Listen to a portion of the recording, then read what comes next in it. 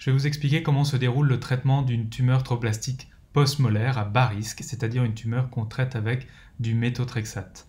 Tout d'abord, lorsque l'on traite ce genre de maladie, il faut comprendre que 99,7% des patientes vont guérir définitivement et donc n'entendront plus parler de maladie trophoblastique par la suite.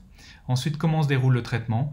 Chaque cure de traitement comporte 4 injections d'un médicament qu'on appelle le méthotrexate. Et le lendemain de chaque injection, il faut prendre un médicament par la bouche pour limiter le risque d'effets secondaires. Ce médicament s'appelle l'acide folinique. Le principal effet secondaire du méthotrexate, c'est de donner des aftes au niveau des muqueuses, principalement dans la bouche, et parfois quelques troubles digestifs.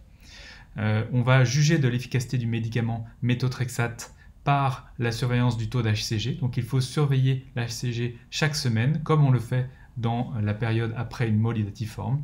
Et lorsque l'HCG est normalisé grâce au méthotrexate, on administre 2 cures de consolidation, c'est-à-dire 2 séances de traitement, alors même que le taux d'HCG est normalisé. Lorsqu'on a atteint la normalisation de l'HCG grâce au méthotrexate, c'est quelque chose le méthotrexate fonctionne dans environ 70% des cas. Lorsqu'on a atteint cette normalisation, eh bien on sait qu'il y a une très grande probabilité de ne plus jamais entendre parler de la maladie. Il y a quand même un petit risque, environ 5%, de voir la maladie revenir alors même que l'HCG est normalisé.